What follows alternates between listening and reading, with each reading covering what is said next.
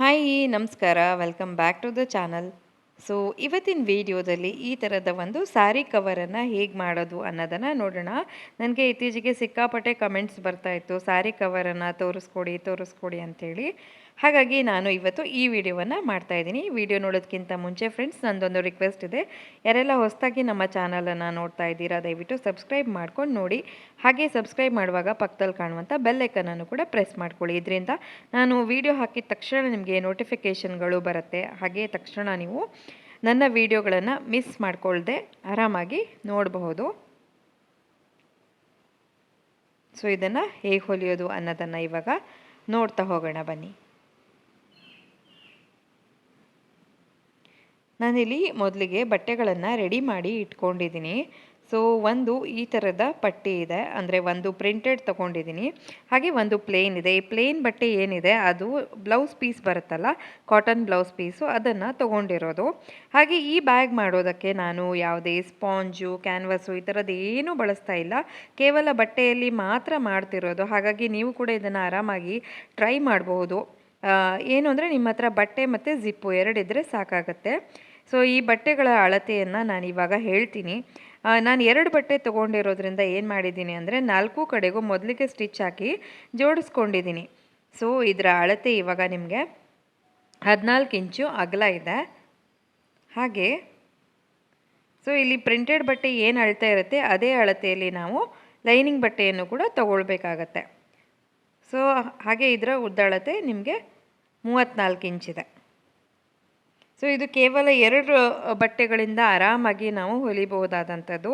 ತುಂಬಾ easy method ಇದು. So ನಿಮಗೆ ಅನಿಸುತ್ತೆ ವಿಡಿಯೋ ಕೊನೆ ತನಕ ನೋಡಿದಾಗ. ಸೊ ಇವಾಗ ಇದನ್ನು ಕರೆಕ್ಟಾಗಿ ಮಧ್ಯದಲ್ಲಿ ಫೋಲ್ಡ್ ಮಾಡಿಕೊಂಡು ಮಾರ್ಕ್ ಮಾಡ್ಕೊಳ್ತಾ ಇದ್ದೀನಿ ಇಲ್ಲಿ.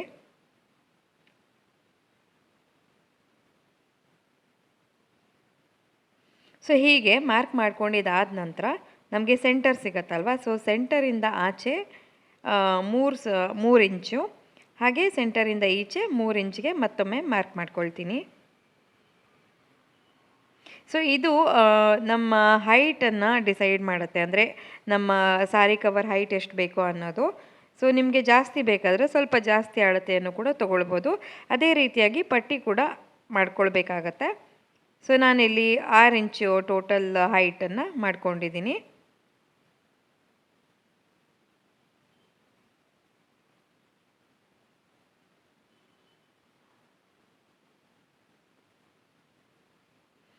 ಸೊ ಇವಾಗ ಈ ಥರ ಮಾರ್ಕಿಂಗ್ ಅಂತೂ ಕಂಪ್ಲೀಟ್ ಆಯಿತು. ಇವಾಗ ಏನು ಮಾಡಬೇಕಂದ್ರೆ, ನಾನು ನಮಗೆ ಪಟ್ಟಿ ಎಷ್ಟು ಉದ್ದ ಬೇಕು ಅನ್ನೋದರ ಅಂದಾಜು ಸಿಗೋದಕ್ಕೋಸ್ಕರ ಕೆಳಗಡೆ ನಾನು ಮಾರ್ಕ್ ಮಾಡಿದ್ನಲ್ವ 3 ಇಂಚಿಗೆ, ಅಲ್ಲಿಂದ ಈ ಥರ ಸುತ್ತಲೂ ಟೇಪನ್ನು ತಿರುಗಿಸ್ತಾ ಅಳತೆಯನ್ನು ತೊಗೊಳ್ಬೇಕು. ಸೊ ನಾನು ಹೀಗೆ ತೊಗೊಂಡಾಗ ನನಗೆ ಇಲ್ಲಿ 40 ಇಂಚ್ ಬರ್ತಾಯಿದೆ. ಬಟ್ ನಾವು ಒಂದು 3 ಇಂಚು ಆಗುವಷ್ಟು ಹೆಚ್ಚಿಗೆ ತೊಗೊಳ್ಬೇಕಾಗತ್ತೆ. ಕಡಿಮೆ ತೊಗೊಂಡ್ರೆ ಪ್ರಾಬ್ಲಮ್ ಆಗುತ್ತೆ, ಹೆಚ್ಚಿಗೆ ತೊಗೊಂಡ್ರೆ ನಾವು ಕಟ್ ಮಾಡಿ ತೆಗಿಬಹುದು. ಸೊ ಇದೇ ನೋಡಿ ಆ ಪಟ್ಟಿ. ಸೊ ಇದು ಸುಮಾರು 43 ಇಂಚು ಉದ್ದ ಇದೆ, ಹಾಗೆ 5 ಇಂಚು ಅಗಲ ಇದೆ. ನಾನಿಲ್ಲಿ 5 ಇಂಚಷ್ಟೇ ಮಾರ್ಕ್ ಮಾಡ್ಕೊಂಡಿದ್ದೀನಿ. ಯಾಕಂದರೆ ನಮ್ಮ ಜಿಪ್ ಅಟ್ಯಾಚ್ ಮಾಡ್ತೀವಿ ಇವಾಗ, ಹಾಗಾಗಿ 1 ಇಂಚ್ ಎಕ್ಸ್ಟ್ರಾ ಸಿಗತ್ತೆ ನಮಗೆ. ಸೊ ನೋಡಿ ಇವಾಗ ಇಲ್ಲಿ ನಾನು 1.5 ಇಂಚಿಗೆ ಮಾರ್ಕ್ ಮಾಡಿಕೊಂಡು ಇಲ್ಲಿ ಕಟ್ ಮಾಡಬೇಕು. ಸೊ ನಾನಿಲ್ಲಿ ಈ ಪಟ್ಟಿಯನ್ನು ಫೋಲ್ಡ್ ಮಾಡಿ ಇಟ್ಕೊಂಡಿದ್ದೀನಿ, ಹಾಗಾಗಿ ನಿಮಗೆ ಚಿಕ್ಕಗೆ ಕಾಣಿಸ್ತಾ ಇದೆ.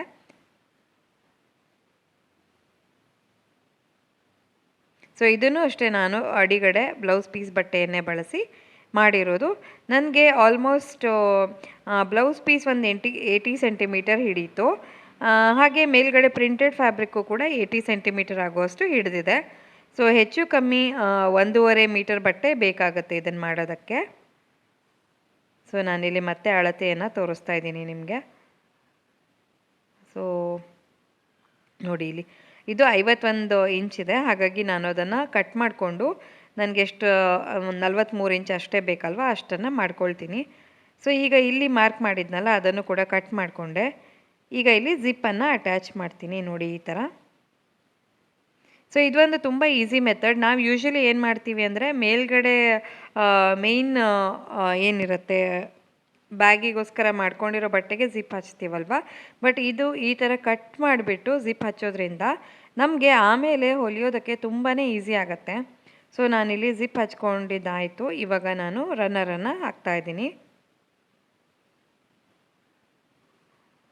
ಸೊ ಒಂದು ರನ್ನರ್ ಹಾಕ್ತಾಯಿದ್ದೀನಿ, ನನಗೆ ಸಾಕು ಅನ್ನಿಸ್ತು. ನೀವು ಬೇಕಾದರೆ 2 ರನ್ನರನ್ನು ಹಾಕ್ಕೊಳ್ಬೋದು. ಒಂದು ಈ ಕಡೆಯಿಂದ ಹಾಕಬೇಕು, ಒಂದು ಆಚೆ ಕಡೆಯಿಂದ ಹಾಕಬೇಕು. ಸೊ ಈಗ ಮೇಯ್ನ್ ಬಟ್ಟೆಯನ್ನು ನಾವು ರೆಡಿ ಇಟ್ಕೊಂಡಿದ್ವಲ್ಲ, ಅದರ ಸೆಂಟರ್ ನಾವು ಈಗಾಗಲೇ ನಾವು ಮಾರ್ಕ್ ಮಾಡಿ ಆಗಿದೆ. ಹಾಗೆ ನಾವಿವಾಗ ಜಿಪ್ ಅಟ್ಯಾಚ್ ಮಾಡಿದ್ವಲ್ಲ, ಅದರದ್ದು ಕೂಡ ಸೆಂಟರನ್ನು ತೊಗೊಳ್ಬೇಕಾಗತ್ತೆ. ಸೊ ಕರೆಕ್ಟಾಗಿ ಈ ಥರ ಸೆಂಟರನ್ನು ಮಾರ್ಕ್ ಮಾಡ್ಕೊಂಡಿದ್ದೀನಿ. ಹಾಗೆ ಇಲ್ಲಿ ಕೂಡ ಸೆಂಟರನ್ನು ಈಗಾಗಲೇ ಮಾರ್ಕ್ ಮಾಡ್ಕೊಂಡಿದ್ದೀವಲ್ವಾ, ಸೊ ಅದನ್ನು ನಾನಿಲ್ಲಿ ಈ ಥರ ಇಟ್ಬಿಟ್ಟು ಪಿನ್ ಮಾಡ್ಕೊಳ್ತೀನಿ. ಸೊ ಸೆಂಟರ್ ಟು ಸೆಂಟರ್ ನೀಟಾಗಿ ಇಲ್ಲಿ ಪಿನ್ ಮಾಡ್ಕೊಳ್ಬೇಕು. ಸೊ ಇವಾಗ ನಾನು ಪಿನ್ ಮಾಡ್ಕೊಂಡಿದ್ದಾಯಿತು.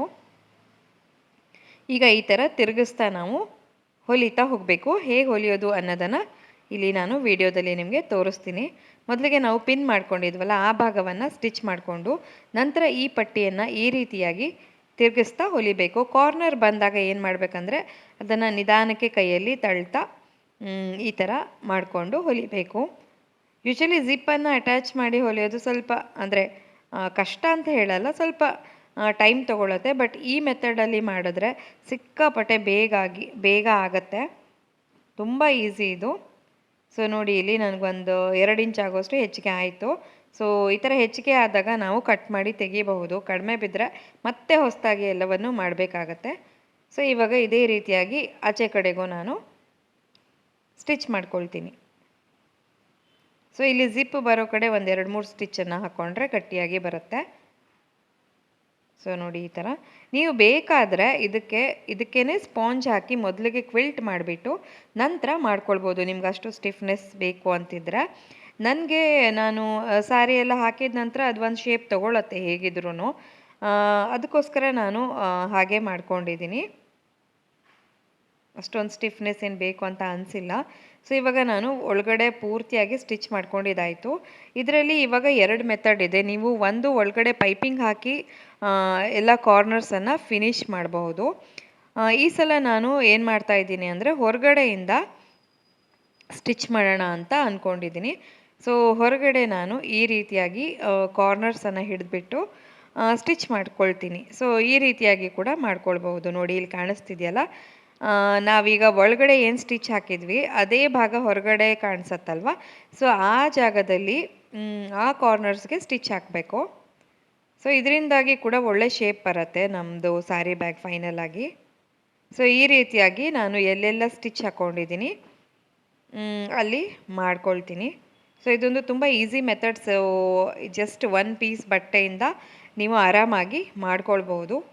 ಸೊ ನೋಡಿ, ಇಲ್ಲಿ ಈ ಥರ ಎಲ್ಲ ಕಾರ್ನರ್ಸ್ಗೂ ಈ ಥರ ಸ್ಟಿಚ್ ಹಾಕಿದರೆ ಒಳಗಡೆ ಕೂಡ ದಾರ ಕಾಣಿಸೋದಿಲ್ಲ. ಇದು ಔಟ್ಸೈಡ್ ಪೈಪಿಂಗ್ ಥರ ಆಗುತ್ತೆ ಇದು. ಸೊ ನೀವು ಹೊಸದಾಗಿ ಒಂದು ಸ್ಟ್ರಿಪ್ಪನ್ನು ಕಟ್ ಮಾಡಿ ಮತ್ತೆ ಹೊಲಿಯೋದು ಬೇಕಾಗೋದೇ ಇಲ್ಲ. ಇಲ್ಲೇನಿದೆಯಲ್ಲ ಅದರಲ್ಲೇ ಎಲ್ಲ ಮುಗಿದೋಗುತ್ತೆ. ಸೊ ಇವಾಗ ನೋಡಿ, ಸುಂದರವಾದ sari cover ready to use. Sari cover ಅಂತ ಬೇಕಾದರೂ ಹೇಳ್ಬೋದು, ಅಥವಾ ನಾವು ಇದನ್ನು ಹೇಗೆ ಬಳಸ್ತೀವಿ ಆ ಥರ ಹೆಸರು ಚೇಂಜ್ ಆಗ್ತಾ ಹೋಗುತ್ತೆ. ಕುರ್ತೀಸನ್ನು ಇಡ್ಬೋದು, ಬೇಡದೇ ಇರೋ ಟವಲ್ಸನ್ನು ಇಡ್ಬೋದು, ಬ್ಲ್ಯಾಂಕೆಟ್ಸನ್ನು ಇಡ್ಬೋದು. ಸೊ ಏನು ಬೇಕಾ ಅದನ್ನು ಇಟ್ಕೊಳ್ಬೋದು. ಮತ್ತು ಇದು ಸ್ಪಾಂಜ್ ಇಲ್ಲ ಅಂತಂದರೂ ಏನು ಪ್ರಾಬ್ಲಮ್ ಇಲ್ಲ. ಕೇವಲ ಬಟ್ಟೆಯಲ್ಲಿ ಹೊಲಿದಿರೋದಕ್ಕೆ ಇದರದ್ದು ವ್ಯಾಲಿಡಿಟಿ ಕೂಡ ಜಾಸ್ತಿ. ಸ್ಪಾಂಜಲ್ಲಾದರೆ ಮೆತ್ತಗಾಗಿ ಹೋಗುತ್ತೆ, ಆ ಥರ ಎಲ್ಲ ಪ್ರಾಬ್ಲಮ್ಸ್ ಆಗುತ್ತಲ್ವ. ಸೊ ಇದು ಜಸ್ಟ್ ಕಾಟನ್ ಬಟ್ಟೆ ಆಗಿರೋದ್ರಿಂದ ಈವನ್ ಸಿಲ್ಕ್ ಸ್ಯಾರಿ ಕೂಡ ನಾವು ಸ್ಟೋರ್ ಮಾಡೋದಕ್ಕೆ ಬಳಸ್ಬೋದು. ಸೊ ಇವತ್ತಿನ ವಿಡಿಯೋ ನಿಮಗೆಲ್ಲ ಇಷ್ಟ ಆಯಿತು ಅಂತ ನಾನು ಭಾವಿಸ್ತೀನಿ. ಇಷ್ಟ ಆಗಿದ್ದಲ್ಲಿ ಪ್ಲೀಸ್ ಒಂದು ಲೈಕ್ ಕೊಡಿ. ಚಾನಲ್ಗೆ ಹೊಸಬರಾಗಿದ್ದಲ್ಲಿ ಸಬ್ಸ್ಕ್ರೈಬ್ ಮಾಡ್ಕೊಳ್ಳಿ. ಹಾಗೆ ಪಕ್ಕದಲ್ಲಿ ಬರುವಂಥ ಬೆಲ್ ಐಕನನ್ನು ಕೂಡ ಪ್ರೆಸ್ ಮಾಡ್ಕೊಳ್ಳಿ. ಮತ್ತೊಂದು ಹೊಸ ವಿಡಿಯೋದೊಂದಿಗೆ ಭೇಟಿ ಆಗ್ತೀನಿ. ಅಲ್ಲಿವರೆಗೂ ಎಲ್ರಿಗೂ ಧನ್ಯವಾದಗಳು. Thank you for watching my video.